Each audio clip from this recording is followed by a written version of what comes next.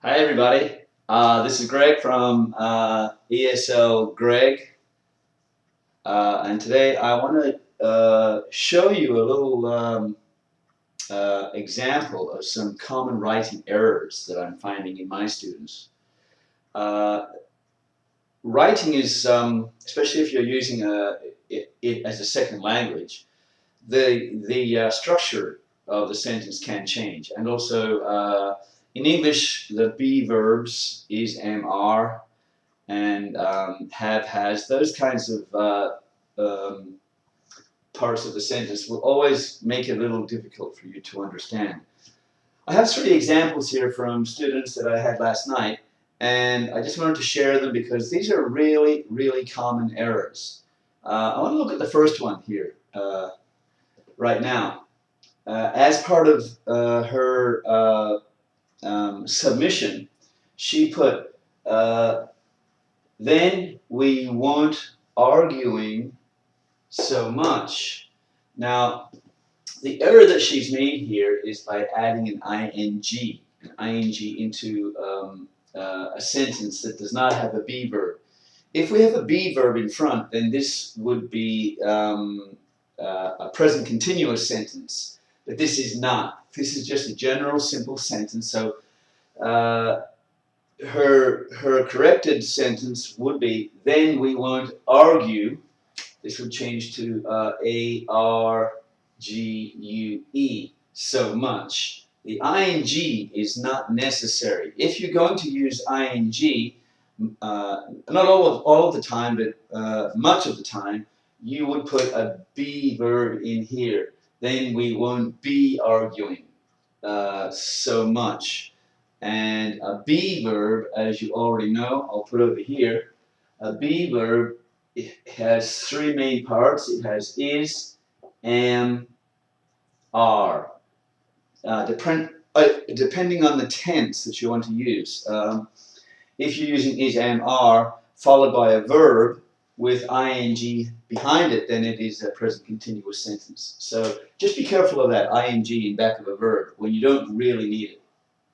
Next one, some people like it and another hate it. Now, this is the error here, another. So many people mix up another with other or others. So in this sentence, some people like it, and this would change to others hate it. Others hate it. So you've got to be careful with that kind of a sentence. Another and other is always confusing for everybody. So be careful of that one. Another usually means a different one, and other usually means like the other one. So they both have a similar meaning, but in this sentence here, we're talking people. So this is the plural. So the plural of other is others. Well, if there's a plural of others, it's others. So some people like it and others hate it. So be careful of that one. Next one, what you have eat may kill you someday. What you have eat may kill you someday.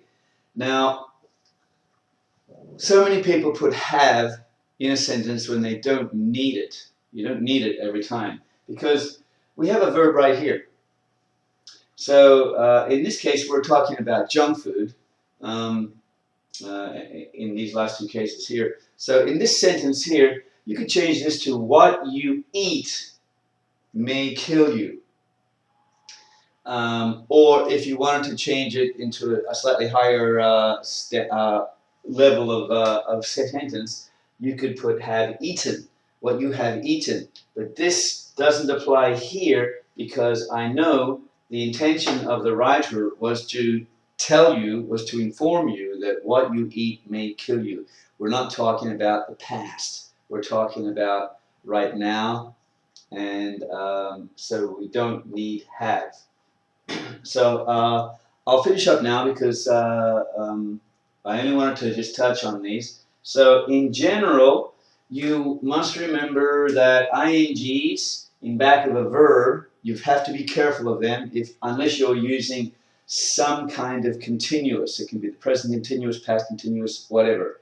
But if you're writing a simple sentence, you don't need the ing unless you have the be. So just keep it simple with argue.